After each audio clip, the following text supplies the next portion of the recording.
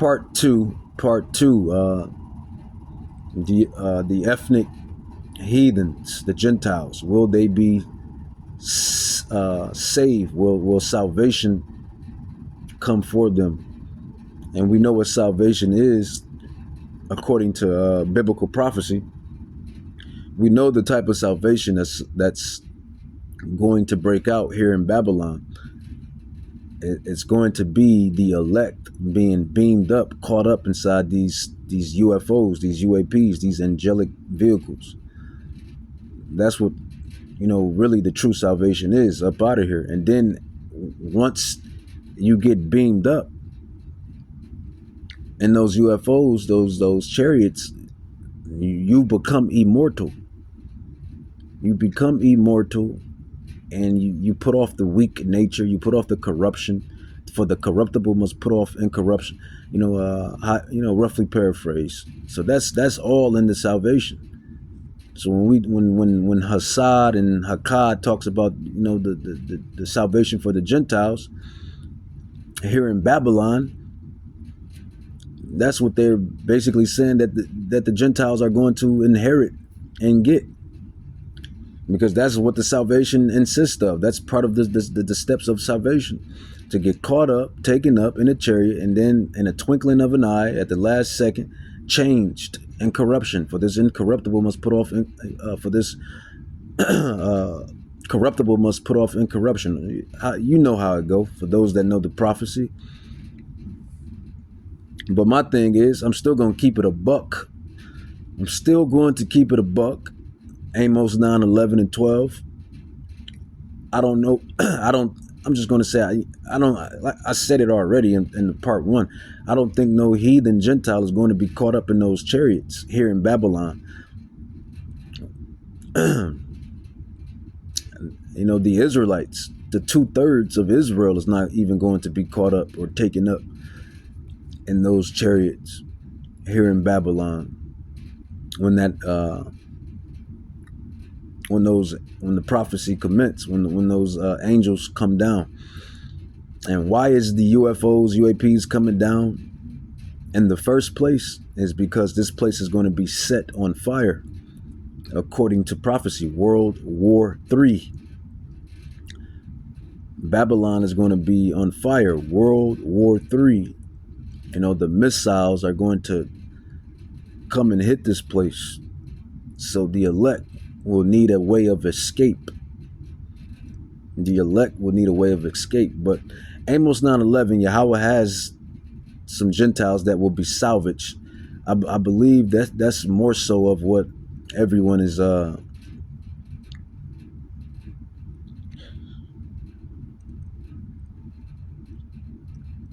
would say Salat. That's really what more should be the topic.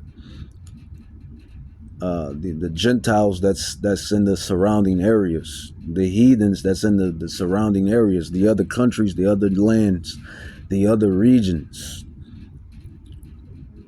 They will be salvaged. And if Hakkad and Hassad want to say that's salvation, then I wouldn't argue with them on that, because you look at the synonyms. It says rescue, save, recover, restore. So that's what I'm going to say on that. The other, the Gentile nations that's not here in Babylon, it says they will be salvaged, because all nations are going to be inside the kingdom, man. I'll say that again. All nations will be in the kingdom. Esau is going to be in the kingdom of heaven. Moab is going to be in the kingdom of heaven. Ammon is going to be in the kingdom of heaven. Ham is going to be in the kingdom of heaven. Ishmael is going to be in the kingdom of heaven. All of the nations that's in Psalms 83 that have conspired against Israel, they will be judged, and they will be in the kingdom of heaven, because somebody has to build the kingdom of heaven for the 1,000 years. So these nations, I don't know if you want to call it salvation, but we can call it, I guess you technically can say because salvage, you could say it's salvage, man. They're going to be captives, because I don't even want to confuse it to that, because I was going to word play it, salvage, salvation, salvage. I was going to play on the words, but I don't even want to, even give off the wrong message. I want everything to be cut and crisp. So these heathens are going to be salvaged, saved, to build up that kingdom. Now I believe these I don't know how Yahweh is going to do it, but he says it here. Amos 9:11-12. It says, "In that day will I raise up the tabernacle of David that is fallen, and close up the breaches thereof, and I will raise up the ruins, and I will build it as in the days of old, that they may possess the remnant of Edom." So it's not even going to be all of Edom. It's going to be a remnant of Edom. A remnant of Edom, and a remnant of all the heathen, which are called by my name, said Yahweh, that does this. Because somebody has to build up the kingdom of heaven. Now let's go through that. Isaiah 14:1-2. So the nations will be in the kingdom of heaven. All nations will be in the kingdom of heaven. You will never hear me not say that. You would never hear me on record and not say that. All nations will be in the kingdom of heaven. Now the thing is, how is the dynamic going to be displayed or play out, if you will? And Amos 9:11 just told you, we're going to possess you heathens, all of you that have taken crafty counsel. According to Psalms 83, you're going to build up our kingdom. You're going to build up the kingdom of Hamashiach Yahweh Shai for 1,000 years. Bondage. It says Isaiah 14:1-2. It says, "For the Lord will have mercy on Jacob, and will yet choose Israel, and set them in their own land. And the strangers shall be joined with them, and they shall cleave to the house of Jacob. And the people shall take them and bring them to their place, and the house of Israel," which is us, the 12 tribes, "shall possess them in the land of the Lord for servants." So this is what's going to happen. The heathens are going to be servants and handmaids, in which they originally are. I mean, that's your makeup. That's who you originally are. Just like the Israelites are originally the children of Yahweh, and our place is to be priests, judges, and kings of the earth, and to guide the nations. Your makeup, your meaning for being is to serve the Israelites. We're made to serve Yahweh, Bahashem Yahweh Shai, and you are made to serve us, the Israelites.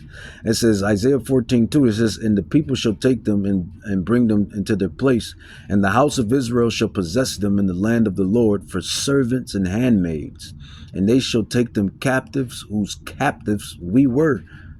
Transatlantic slave trade, sub-Saharan slave trade, Silk Road slave trade, and all of the other captivities.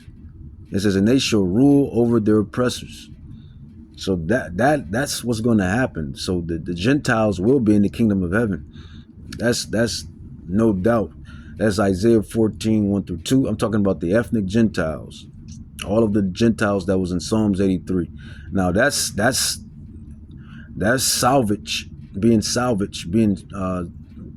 saved for a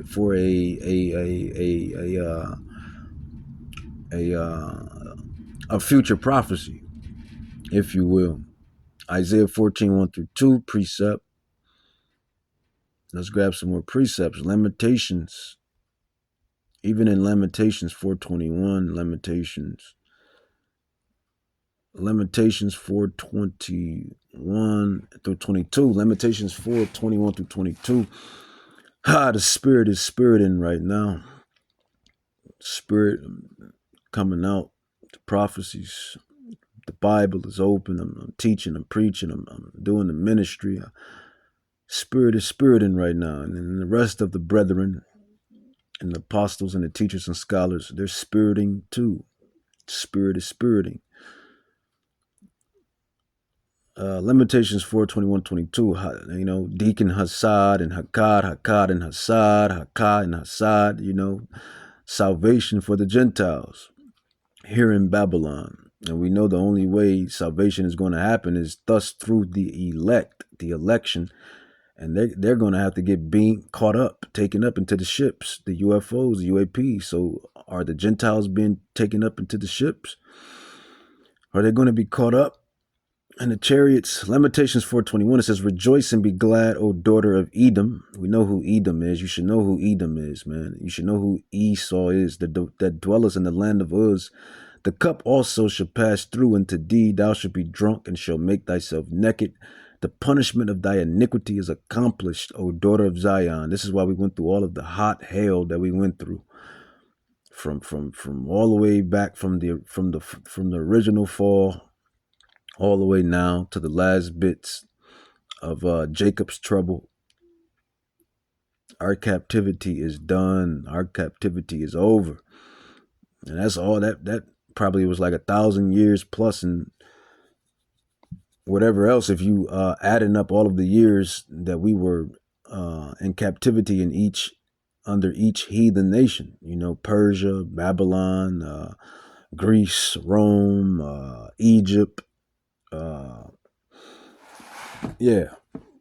It says, the punishment of thy iniquity is accomplished, O daughter of Zion. He will no more carry you away into captivity. So you see who carried us away into captivity? It was Yahweh, the Ancient of Days. Only reason why we went down and fell and went into captivity is because of Yahweh made it happen. It says, he will visit thy iniquities, O daughter of Edom. He will discover thy sins. So Esau, his turn is next. And the rest of you nations, your turn is next to go into captivity. And that's going to be in our kingdom, where you're going to be man-maids and woman-maids and man-hand servants and man-hand servants, slaves. You're going to build up the kingdom of heaven, just as we, my ancestors, and my brothers and sisters of the fellow tribes have built up all of the kingdoms and nations that we have built up. All the way then, all the way from now. All the way then, all the way till now, rather. All right, moving right along. What did I want to grab? Daniel 7. It says Daniel 2:44. Since Hakkad and Hassad, they like shaking up the doctrine every 2 months. They like shaking up the doctrine every 2 months. Not even them, though. I can't even just blame them. Nathaniel, IUIC, he likes shaking up the doctrine too every couple months. Everybody likes shaking up the doctrine every couple months. Always something. Daniel 2:44, instead of just sticking to what is written and what's prophecy. Daniel 2:44 says, in the days of these kings shall the God, Yahweh, of heaven set up a kingdom, which is going to be our kingdom, which is Yahushai's Hamashiach's kingdom. You hear everybody in the world say Jesus, Jesus, Jesus, Jesus, Jesus kingdom, Jesus kingdom. It's Yahushai's kingdom, which shall never be destroyed, and the kingdom shall not be left to other people. Those are the heathen nations, specifically the heathen nations in Psalms 83 that have taken crafty counsel against the people in which the kingdom is for, that this verse is talking about. It says, but it shall break in pieces and consume all the kingdoms, and it shall stand forever.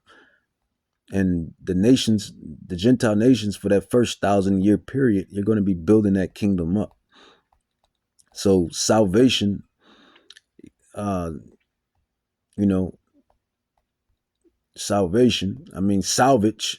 the nations are going to be salvaged. They're going to cleave and be salvaged to build up the kingdom. Now, if Hassad and Hakkad want to say that's salvation,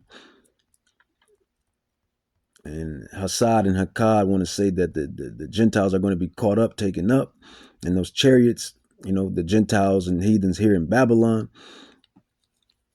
specifically, then, that's them. I don't know. But according to these prophecies, no Gentile, no heathen Gentile has ever been taken up or caught up in the chariots of Israel. So, and then to double back, with that being said, all nations will be in the kingdom of heaven because the Gentiles have to build up the kingdom while the Israelites rule the kingdom. Just like you have the Israelites building up all of the kingdoms and has built up kingdoms, and while the heathens rule, the time of the Gentiles should be fulfilled until the time of the Gentiles be fulfilled. Until the time of the Gentiles be fulfilled.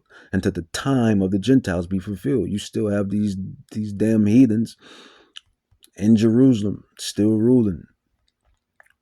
Until the time of the Gentiles be fulfilled. You still have them running amok on the earth. Daniel 7:18. It says, Daniel 7:18 says, but the saints, who are the saints? The saints are the Israelites. Even Chat GPT, even AI told you who the saints are. It's the elect, the Israelites. It says, but the saints of Yahweh shall take the kingdom and possess the kingdom forever and ever and ever and ever and ever. Going down to 22, it says, until the Ancient of Days came. And that is Yahweh. He's the Ancient of Days. He is before and after time. It says, and judgment was given to the saints, the Israelites of Yahweh, and the time came that the saints possessed the kingdom. So that's the kingdom that we're looking forward to. This is why we do this work. This is why you see the brothers and even to the sisters out there teaching and preaching, doing the ministry. More so the brothers, because you sisters are supposed to teach at home and teach the sisters and the children, and more so being your femininity than masculinity.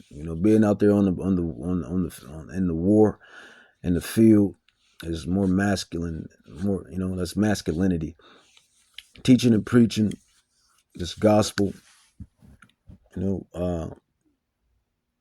That's why we do it. This is what we do it for, to possess our kingdom, the promises that was given into Israel, man. Our forefathers, Abraham, Isaac, and Jacob. Daniel 7:22 or Daniel 7:27. Here it is. Daniel 7:27. It says, in the kingdom, which everybody calls it Jesus' kingdom, Christ Jesus, his kingdom. And they're right to a degree, but his name is not Christ Jesus Christ. You go into the etymology of those words, you break them down, you understand that even if we had the ability to create a time machine and we was to jump into the time machine and go back, they wasn't calling him Jesus. The ancient paleo is Yahawashai. It says Hamashiach. He was a Hebrew. He was a black Hebrew man, a Negro Hebrew. Well, they call us Negroes, but we're the Hebrew Israelites, the Judites, Benjamites, Levites. In the kingdom it says, in the kingdom and dominion and the greatness of the kingdom under the whole heaven shall be given to the people of the saints of Yahweh, whose kingdom is an everlasting kingdom. So that's what's coming, and that's what these Gentiles are going to be doing per se. They're going to be building up that kingdom. Isaiah 60.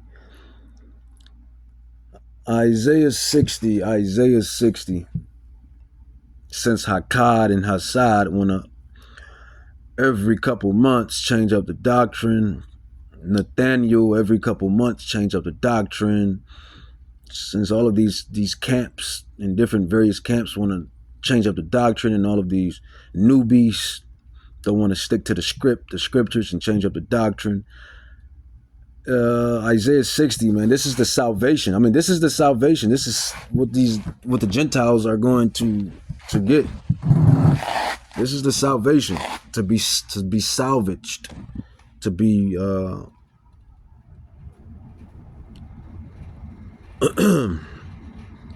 It says Isaiah 60 verse 3. It says, and the Gentiles shall come to thy light. It says this is future. This is called future eschatology. Future eschatology. You Bible casuals and you Christians, you don't probably know what that word means. Future eschatology, future prophecy. This is what's going to happen in the kingdom. Remember, I just got finished reading Daniel 7. That was future eschatology on what's to come. This is what the nations, all those nations in Psalms 83 that have conspired against the children of Israel, this is what they're going to be doing in the kingdom. Isaiah 60 verse 3, it says, and the Gentiles shall come to thy light. Who's the light? Jacob's light. Because, all of this,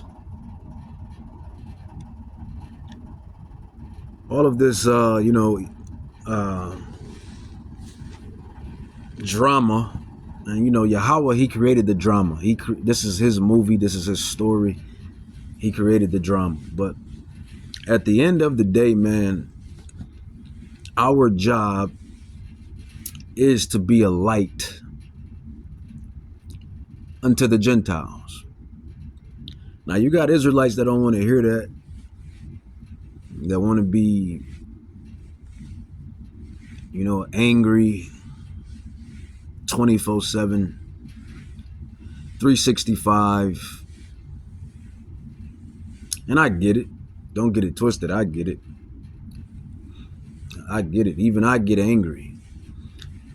But you gotta be logical. You gotta understand what these prophecies insist of, and what's going down and how it's going to play out. Yahweh, he made it play out the way he made it play out. But ultimately, man, our job as the Israelites, as the bloodline, royal, regal people, it is to show the world. When I say world, I'm talking about the heathen nations. It is to show them the true power, which is Yahweh, and how to abide and live up to him. That's really our plight on the earth. We are to be a reflection of the heavens on earth. That's our plight. We were created to serve Yahweh Bahashem Yahushai and to upheld his laws on the earth, and the heathens were made to serve us and to follow that. That's really what it is. Isaiah 60 says, and the Gentiles, the ethnic heathens, shall come to thy light. That's Jacob. That's the 12 tribes. And the kings to the brightness of thy rising. It says, lift up thy eyes round about and see all that gather themselves together. They come to thee. This future eschatology. This is what's going to happen in the kingdom. So the Gentiles having salvation. I mean, those that cleave, that's not here in Babylon, I'm going to say, they are going to be salvaged, rounded up, gathered up, rounded up. Because they're going to be hiding in those bunkers. The wicked is going to be hiding in the bunkers, hiding in the earth, hiding in the mountains, hiding in the water, wherever they're hiding at. It says, and the Gentiles shall come to thy light, kings to the brightness of thy rising. Lift up thy eyes round about, see all that gather themselves together. They come to thee. Thy sons shall come from far, and thy daughters shall be nursed at thy side. Then shalt thou see and flow together, and thy mind shall fear and be enlarged, because the abundance of sea shall be converted into thee. The forces of the Gentiles, which originally the forces was ours anyway, the riches, the wealth, prosperity, the abundance, all of that was originally ours anyway to begin with. But Yahweh is fair. He gives everybody a chance. Yahweh gives everybody a chance. Every nation has had a time to rule. Yahweh gives every nation a time and a chance. He's a fair power, a fearful, devastating not to be played with fair power, to say the least. It says, the multitude of camels shall come to thee, the dromdares, the Midian, Ephah. It says, all they from Sheba shall come, they shall bring gold, incense, they shall show forth the praises of the Lord. All the flocks of Kedar shall be gathered together. So this is Isaiah 60 is going into the restoration. And part of that restoration is the salvaged Gentiles, the heathens, the ethnic bloodline heathens, Gentiles, those according to Psalms 83. They're going to be building that kingdom up. Isaiah 49, future eschatology, Isaiah 49, Isaiah 60.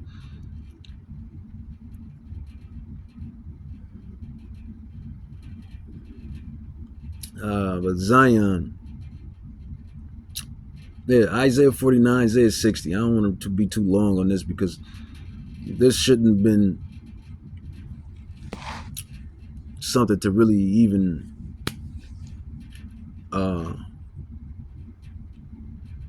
be going over this late in the game. Because we didn't. I mean, what's written is written, but sometimes sometimes the fundamentals, sometimes the basics. You got to bring it back out. You got to bring the basics back out, bring the fundamentals back out, and there's nothing wrong with that. Precept upon precept, line upon line, here a little, there a little. Let's go with Revelations chapter 2, 26 to 27. It says, and he that overcomes and keeps my works unto the end, to him the elect. That's who the him is. This Bible has a theme all through it, and it's about the elect, the 144,000, 144. And I see that number a lot. I'm not lying. I'm not lying. I didn't see the chariots multiple times in my life, and I see 144 a lot throughout my life. And it's not by chance that I understand this book. If I, say the least. It says Revelations 2:26. I'm just saying. Revelations 2:26, it says, and he that overcomes and keep my works unto the end, which is what we're doing. This is the works.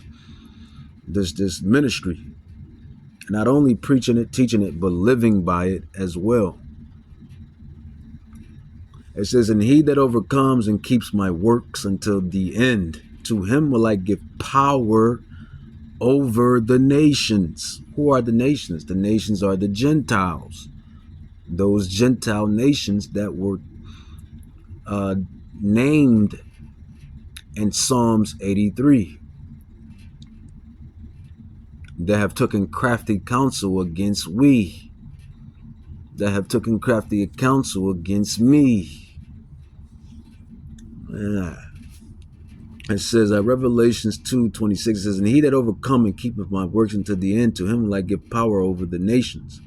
And he shall rule them with a rod of iron.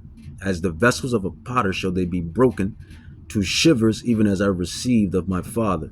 So this is what's going to happen in that kingdom of heaven that everybody's patiently waiting on. Chiefly the elect. The Gentiles, they're going to be in the kingdom of heaven, and this is what's going to happen. Thus says the prophecy.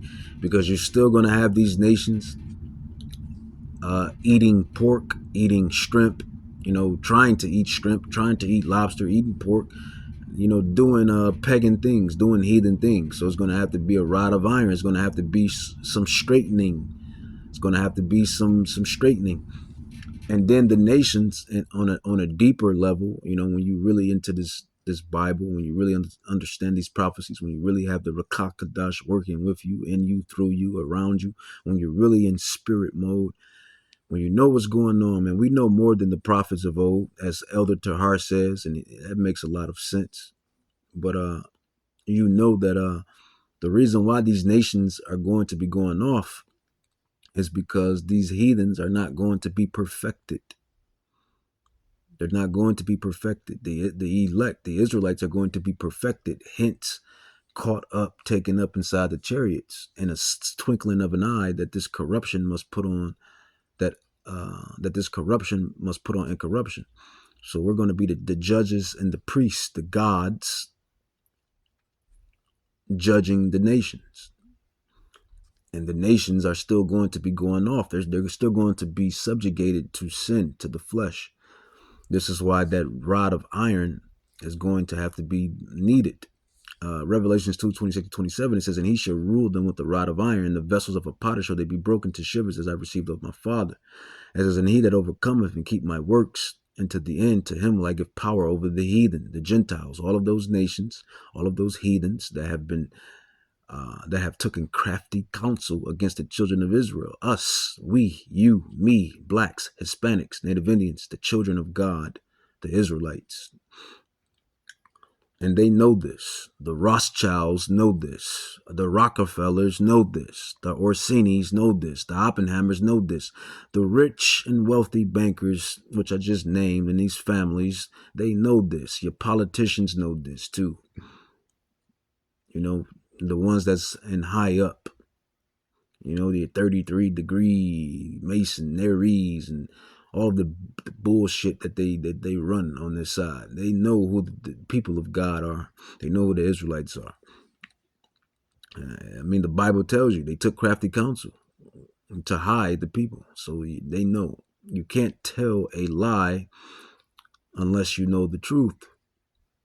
They whitewash Hamashiach, whitewash the Israelites, took the Israelites out and said, hey, we're J-ish. You know, and all of that. Come on, man. They know.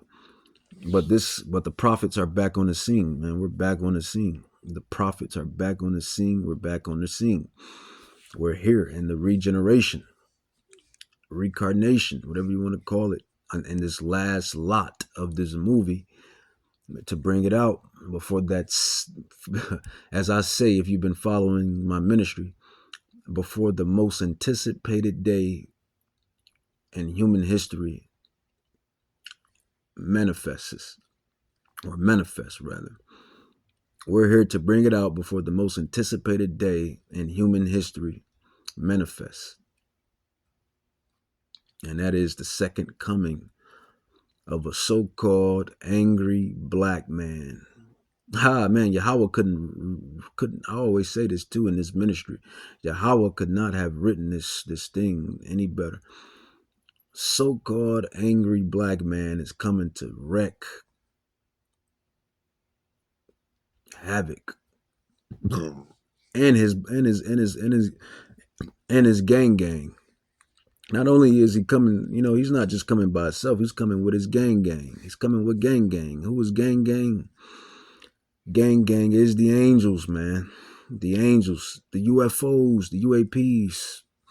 You know, they keep talking about these UFOs, the UAPs. These UFOs, they fly over the military bases, and they turn off the missile asylums. They turn off the ICBM asylums. Turn them off and turn them on. It's like they're playing with us. Yeah, Yahweh is telling you who's really in charge in this thing of life. You know, because that's what man is just, man, especially the basis of man. The Bible calls you the basis of man, but man in general, you know, that pride, that pride thing. Even with the women too. When I say man, I'm talking about mankind. That pride thing is on a high hiatus with man and women in this time and era. Pride, especially with these women. Pride. But pride with you men. And I'm talking about the basis of men. Old dirty E, the pride of that eagle. The pride of that eagle. That eagle, man, he's prideful. He likes to fly over the land and soar through the heavens, soar through the sky, and just fly over. He just thinks he's better. He wants to be God, making himself a God. Mad because he's not the original God or gods. That ego is very prideful. And hence you have, Obadiah, right? Obadiah. And I'm kind of, going everywhere, but it's all making sense. It's all panning out. So, Hassad and Hakkad, when they talking about salvation for the Gentiles, I said, and there goes the special number right there. And I heard the number of them which were sealed, and there were sealed 144,000 Israelite men. And I heard the number of them which were sealed, and there were sealed 144,000 Israelite bloodline men out of the house of Judah, Benjamin, Levi, Naphtali, Gad, Reuben, Issachar, Ephraim, etc., etc. But I said the Gentiles will be in the kingdom. That's biblical prophecy. All nations will be in the kingdom. That's biblical prophecy.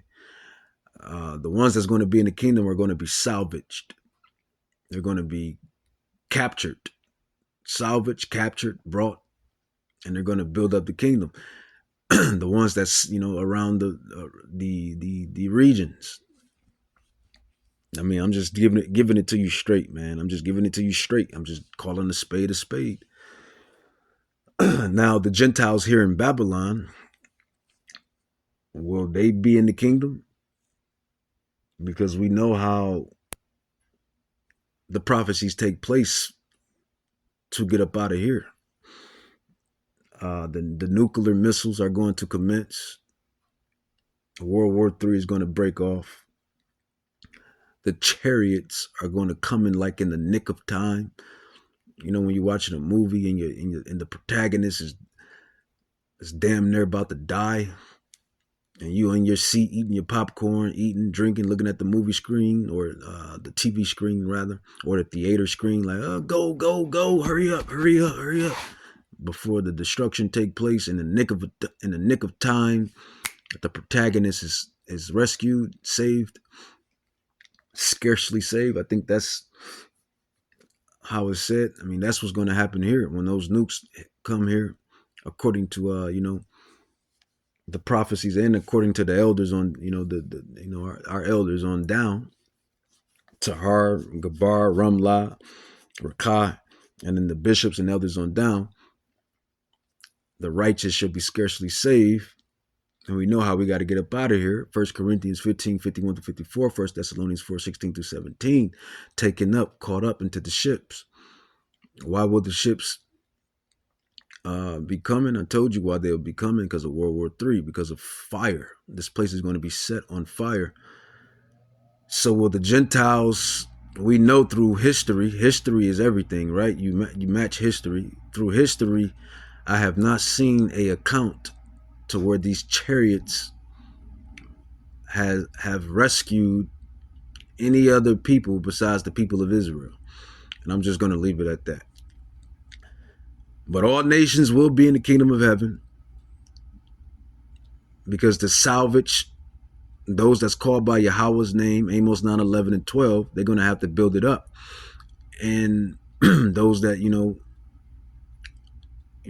cleave, cleave. I would say cleave, salvage, cleave, understand, are going to be in the kingdom. I mean, you have proselytes. You had the heathens become proselytes that serve the God of Abraham, Isaac, and Jacob. So, also, you had the Ninevites. They were heathens. Yahweh, he showed mercy. The Ninevites, Yahweh showed mercy. The heathens that became proselytes, Yahweh showed mercy.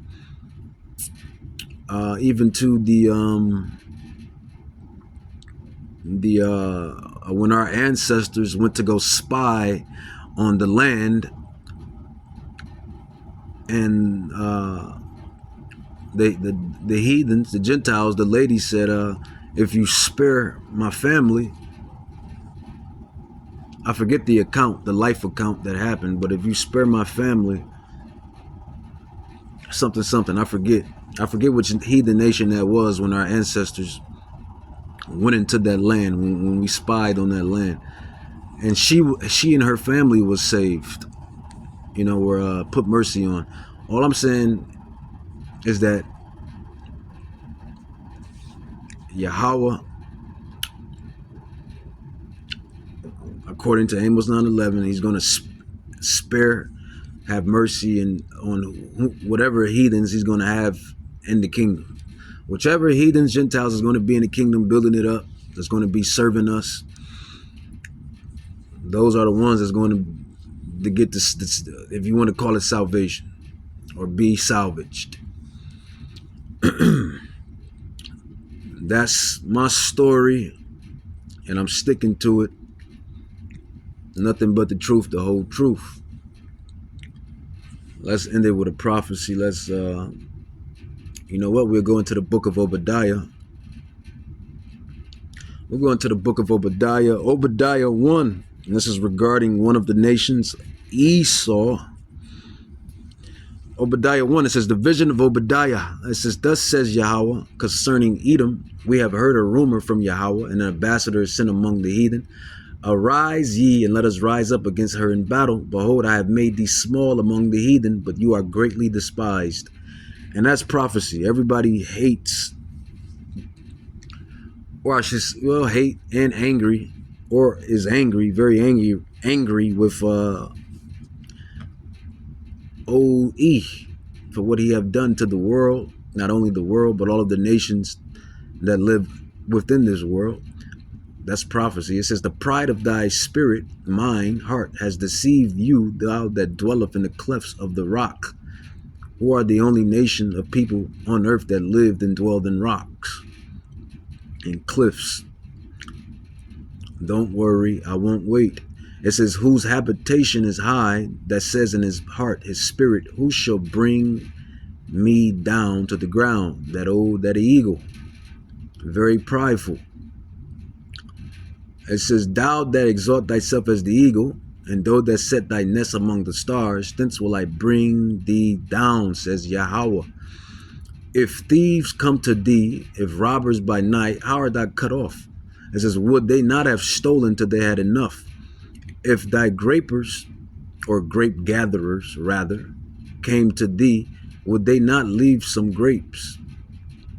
How are the things of Esau searched out? How are his hidden things sought up? It says, all the men of thy confederacy have brought thee even to the border, and the men that were at peace with thee have deceived thee. It says, and prevailed against thee. They that eat thy bread have laid a wound under thee. There is none understanding in him. Shall I not in that day, said Yahweh, the ancient of days, Yahweh, even destroy the wise men out of Edom, and understanding out of the Salachia, out of the mount of Esau. It says, thy mighty men, O Teman, shall be dismayed to the end that every one of the mount of Esau may be cut off by slaughter. It says, for thy violence against thy brother Jacob, shame shall cover thee, and thou shalt be cut off forever. It says, in the day that thou stoodest on the other side, in the day that the strangers carried away captives his forces, and foreigners entered into his gates, and cast lots upon Jerusalem, even thou was as one of them. But you should not have looked on the day of your brother. So Jacob and Esau, Esau and Jacob, and their descendants, still going at it to this day. You know, real life Romeo and Juliet. You know how I believe Romeo and Juliet's families were beefed out. Jacob and Esau beefed out. Their descendants still beefed out. That prideful lion, don't get it twisted, the lion is prideful as well. That prideful lion and that prideful eagle going at it. And the eagle and the lion going at it. The lion and the eagle going at it. Till this day. Jacob had Esau's heel.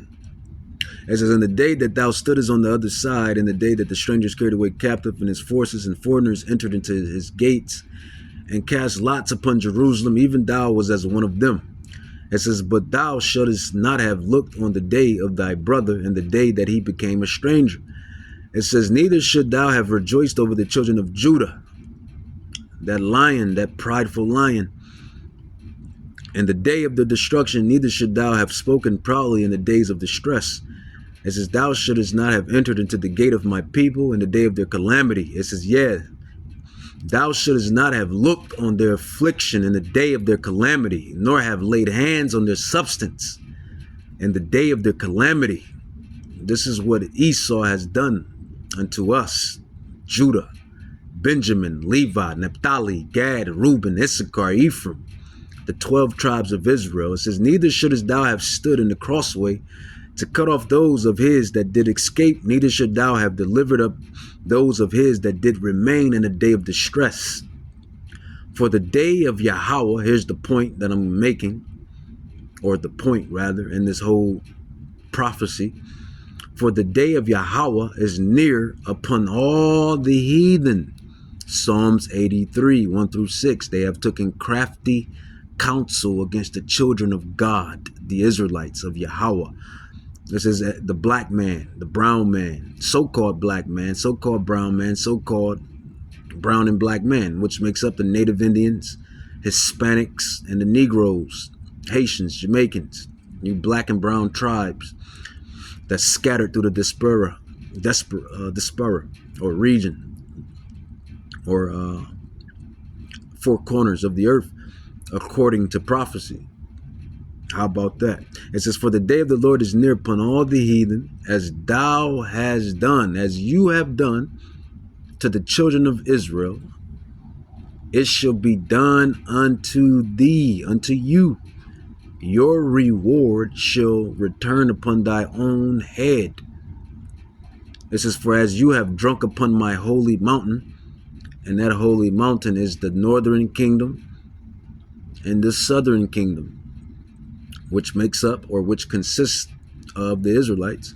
It says, so shall all the heathens, all of the nations, Elam, Ammon, Moab, Edom, Ishmael, Elam, Ham, all of these nations that have taken crafty counsel. It says, for as you have drunk upon my holy mountain, so shall all the heathen drink continually. Yeah, they shall drink and shall not, they shall drink and they shall swallow down, and they shall be as though they had not been. It says, but upon Mount Zion shall be deliverance, and there shall be holiness in the house of Jacob. It says, Jacob shall possess their possessions. Remember what I told you, these nations are going to be salvaged. So if Hassad and Hakkah is talking about salvation for the Gentiles, they're talking about, them being salvaged, mounted up, captured, rounded up, to fulfill prophecy, and then I agree, because that's prophecy. It says, but as far as the ones that's here in Babylon, I'm still, the jury is still out on that, because the only way the elect is getting up out of here via God's salvation, via Yahweh's salvation, is through the chariots. The UFOs, the elect. 1 Thessalonians 4, 16 to 17, taken up, caught up. 1 Corinthians, for this corruptible must put on incorruption. All of these future eschatology prophecies happen with the chariots. Here in Babylon, it says, but upon Mount Zion should be deliverance, and there should be holiness in the house of Jacob shall possess their possessions. That goes back to Revelations 2, 26, 27, Isaiah 14, 2, Isaiah 49, Isaiah 60, Lamentations 4, 21 to 22. This is all the truth, nothing but the truth. So help me, Yahweh Bahashim Yahweh Shai. Prophecy, top tier wisdom, the truth, guided by the Rakah Chadash. For truth's sake, for proof's sake. It says, in the house of Jacob shall be a fire, in the house of Joseph a flame. Jacob the southern, Joseph the northern, I believe. It says a flame. In the house of Esau, for stubble. That's the judgment that's going to come upon not only Esau, just Esau, but all of the heathen nations. But Esau is always dubbed in these prophecies, has always been the front runner because he's the most wicked out of all of them. You know, he Psalms 83. He's the arch nemesis of the Israelites, the Edomites. Hey, I didn't write this story. God did, or who you call God did. Yahweh wrote this story. It says, "In the house of Jacob should be a fire, in the house of Jacob a flame, in the house of Esau for stubble, and they shall kindle in them and devour them, and there shall not be any remaining of the house of Esau, for Yahweh have spoken it." It says, "And they of the south shall possess the mount of Esau, and they of the plain, the Philistines, and they shall possess the fields of Ephraim, and the fields of Syria, and Benjamin, Benjamin shall possess Gilead." It says, "In the captivity of this host of the children of Yasharallah shall possess that of the Canaanites, the Hamites, even into the Zarephath, and the captivity of Jerusalem, which is in Sepharad, shall possess the cities of the south." So this is all of the judgments and stuff that's going to get played out. Well, that's playing out right now. It's playing out. It's going to get played out, playing out. It's happening right now. It's prophecy, future eschatology. So at the end of the day, all of the nations had a time and era to rule. Right now, we're at the end of Esau's time. Second Esdras 6 and 9. Second Esdras 6 and 9. For the end of the world is for the end of the world is Esau, but the beginning of it is Jacob. And that's what you see right now. And they know it. And they knew this prophecy will commence. They see the prophecies commencing. Everybody sees the prophecies commencing. There's nothing new under the sun. A kingdom comes and a kingdom goes. A kingdom comes and a kingdom goes. But Yahweh's kingdom will stand the test of eternity. So will the Gentiles, like I said earlier, the real question of the matter is, will the Gentiles here in Babylon be caught up, taken up in the chariots?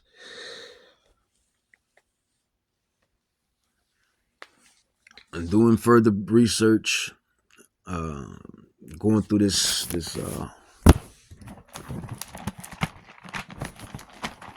big book here, doing the scholarship, doing secular history, even to the chariots pulling up on Christopher Columbus.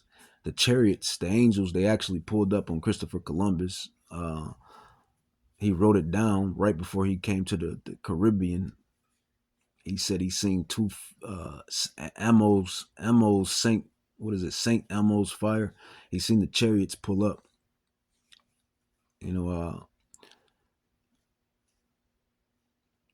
Doing the studies and digging and researching. There's not an account. There's not a life account where these chariots have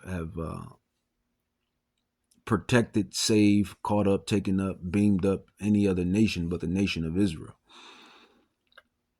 And that's just my conclusion on the matter. And with that being said,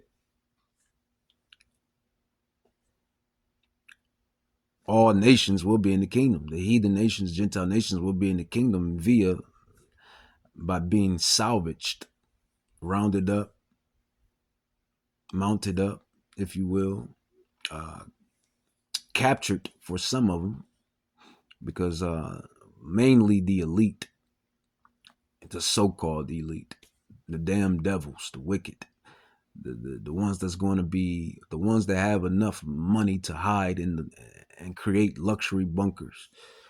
They're going to be gathered up, captured, and they're going to be the first fruits of captivity, of slavery, for all of the wickedness that they have done on the earth. And not only to the chosen people of God, which is us, the Israelites of Yahweh, but into the other nations. Going over there, keep they go over there and keep blowing up. They go over there to different regions and they start to blow up, just blow up shit.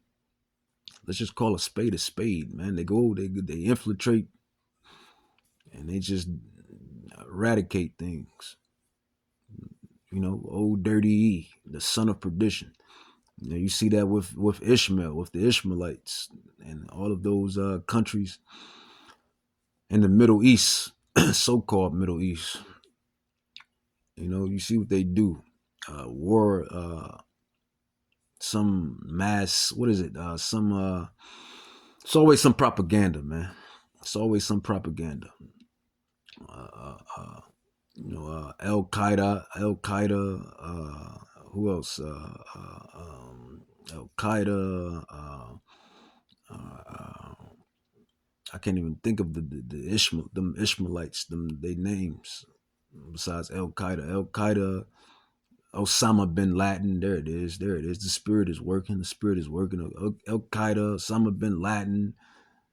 Uh, uh, uh, Fidel Castro,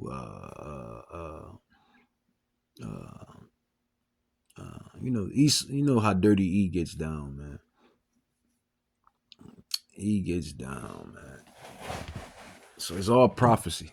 You can't fight it. And this is why he gets judged the way he does, him and his descendants, because they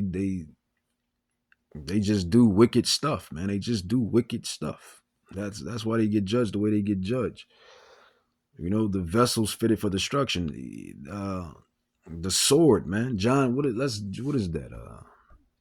Psalms.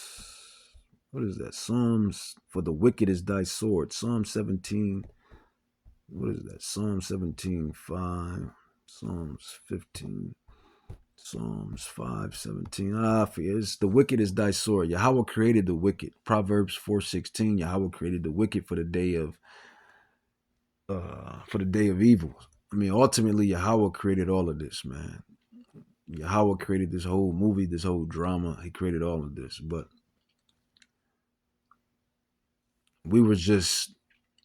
I'm just glad I'm on the right side of prophecy.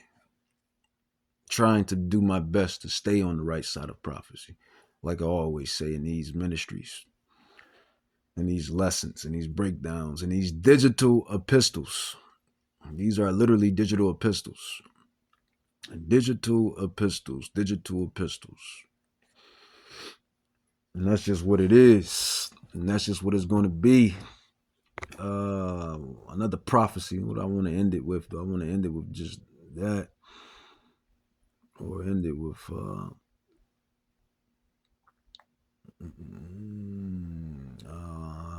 Psalms? We can end it with Psalms 149. Yeah, we'll end it with Psalms 149. The Spirit say Psalms 149.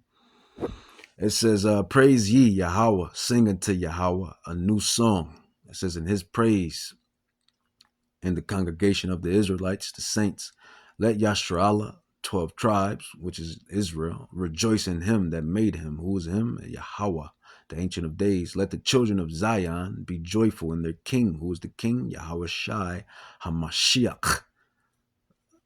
The one that shed his blood on the tree, not just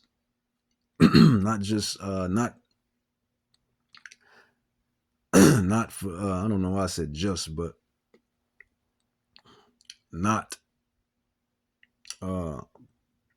he shed his blood on the tree, not for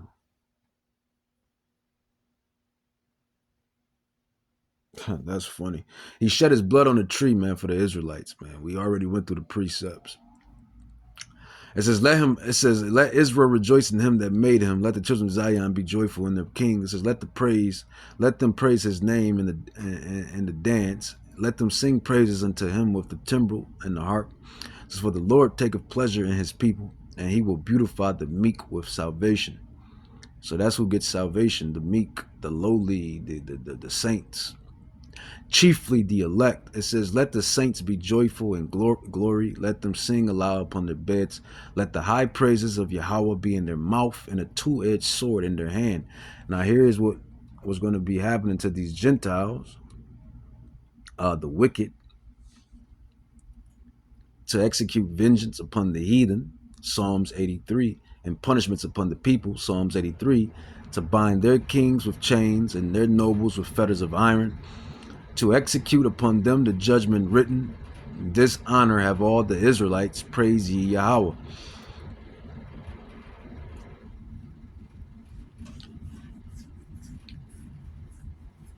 Is salvation for the Gentiles? At the end of the day, everybody is going to have their say, but the truth is going to be the truth. Will the Gentiles be in the kingdom? Yes, indeed. The Gentiles will be in the kingdom of heaven. All nations will be in the kingdom of heaven. And that's the way I'm going to conclude it. With that, I'm going to say, Kol Halam La Yahweh, Bahashim Yahweh Shai, Bahashim Rakak Dash, Barak Da Yahweh, Barak Da Yahweh Shai, Barak Da Yahweh, Barak Da Yahweh Shai, Kol Halam La Yahweh, Bahashim Yahweh Shai, Bahashim Rakak Kadash.